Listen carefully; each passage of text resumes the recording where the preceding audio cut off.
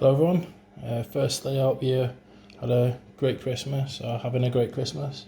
Still mind your Christmas breaks. I'm currently back at home at my parents' house, so been travelling quite light with my hobby stuff, so just wanted to put a quick video out there just to show you what I'm doing. I said I'm back at home with my parents, so I don't have much stuff with me, so I decided just to bring a few minis with me. I've got a few sort of limited palette set of paints, but I thought it'd be a good opportunity to actually get some basing done. I'm pretty much the main product that I use for basing at the moment is the Vallejo Ground Texture. So this is basically kind of put it on just as you would with some of the like Games Workshop products, but this is like, I mean, you get so much of it. A pot like this would just last you forever. If you just base it in sort of like just regular minis. But this is like, you know, a few pounds more than like the Games Workshop products, and you get like 10 times more in a pot. So and it's a really nice product. So pretty much using that, and then my mum and dad are having some work done in the garden at the moment, so they've got literally, how many? They've got about 5 cubic metre bags of sand and ballast and stuff in the garden, which the builder that they're using told them that they'd need, and he's over-egged it by basically 5 cubic metres of sand and ballast. So I've just pinched some sand off my dad to add a little bit more texture to the base, as this is quite fine. So got some, like, this has got this different sort of size grit of sand, and then just a bunch of stones and stuff.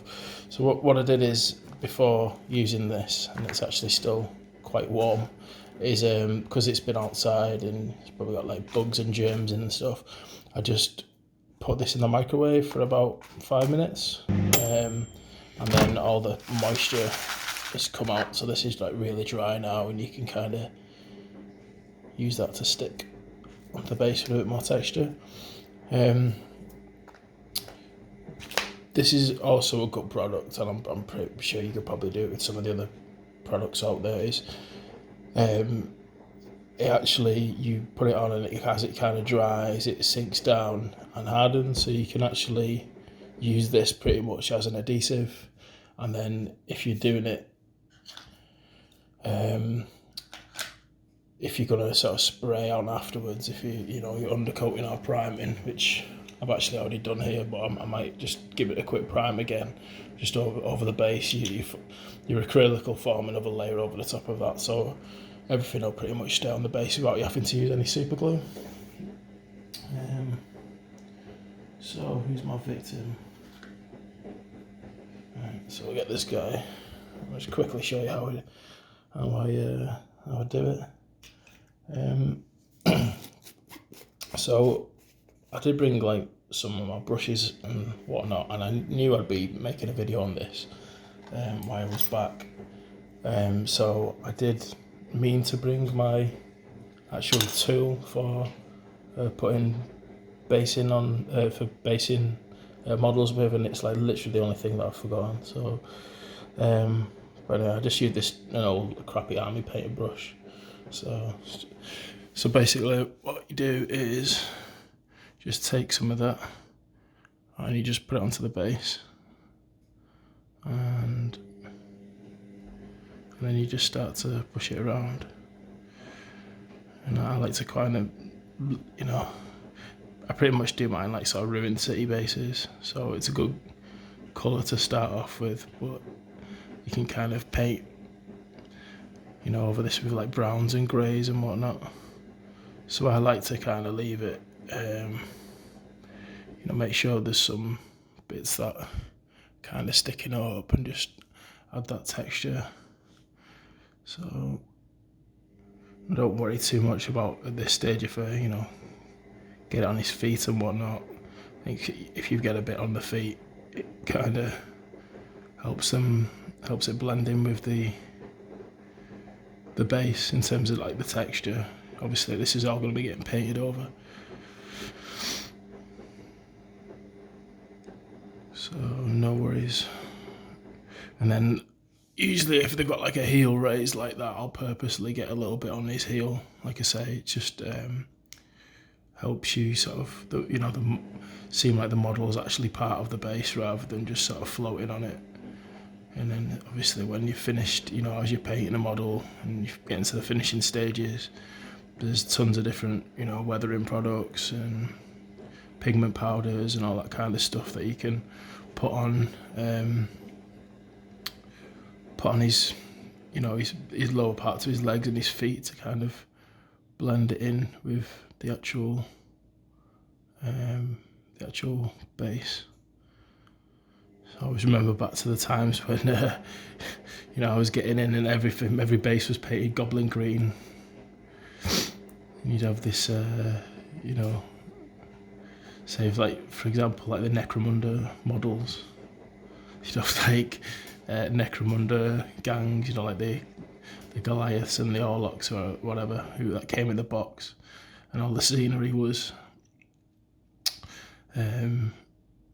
obviously like industrial. It's like an underhive, and then they would just base them in goblin green, sand covered in goblin green paint. It's mental. How times have changed. I mean, Games Workshop are nearly catching up with all the stuff that everyone else has been doing for years. Now they've started to add a bit of battle damage and whatnot onto their bases. But anyway, I digress. So you can put as little or as much on as you like. Like I say, it's this is a really good way of kind of adding like texture. So when you've added that on, you'll have something like this. You can see already like that looks like, it's pretty much sort of ground. I did a lot to the base, so I'm just gonna put a little bit more around his foot here. Just missed a little bit. As I say, like these bases that you get from Games Workshop are very slightly mould with texture. So like if you do miss a little bit, you'll still see some of the texture coming through. So if you can use the side of your brush, you'll get pretty much nothing on the rim. I think I've done pretty well there. I don't think I've got anything on the rim really. Sorry. You just, like I say, if you just use the side of your brush, get it up to the edge without it going over. And what you can do is if you do get any on the rim, you just lick your finger or get a piece of kitchen towel, and if you just run it around the base, you'll just clean it up.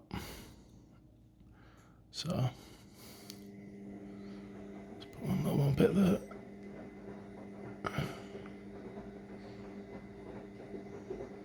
So my parents and my brothers have just gone out for a walk, so I thought I'll just get this video done now while it's quiet. Okay. So with this product, you see how kind of raised it is, might still dry. It'll shrink a bit. You can see like the bits here, it's probably hard to see on camera. Let's see if I can zoom. No, it's not having it. But they're like quite like rounded and fluffy. So this actually just shrinks down as it dries. So I'll just zoom in now just to.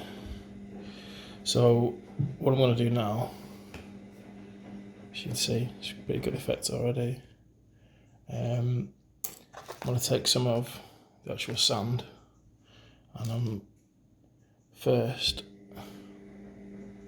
give myself a bit of working room there. I'm just going to get some of the actual the small grit. So just the actual bits of like tiny little bits of sand, and I'm just going to sprinkle it onto the base, and that'll give a little bit more texture to it as it dries. So you're going to have texture underneath, and have texture underneath, and then you're going to have a little bit more texture on top. Obviously when you paint over this will all just blend into one. And then what I'll do is I'll get some of the actual bigger pieces, and again you can kind of do it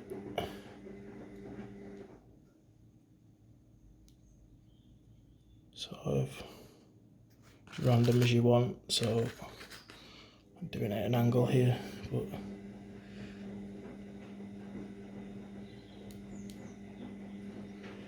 and then if you want to be kind of really precise, maybe just add that's a nice bit, actually looks like a brick, that. So we'll just put that down there, so we'll put it together.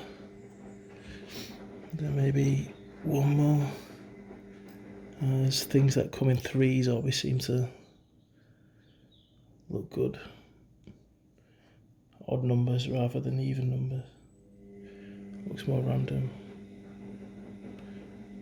Come on, come off. There we go. And what this will do is, you make sure you get those in like a kind of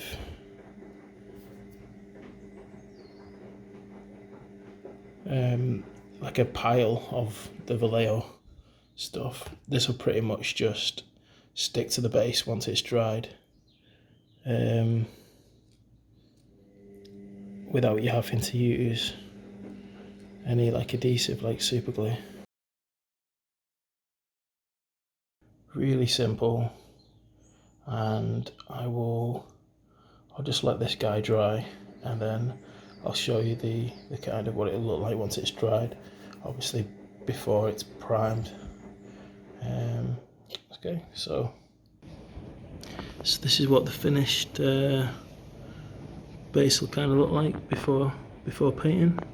Just going to see, got tons of texture, and see where the Vallejo basing product is now dried, and it's basically sticking all the extra texture up onto the base. So that's it. So next stage is to paint these, obviously. Well, I've not got my airbrush with me, so I think I'm just going to use this opportunity to base a ton of models while I'm back home.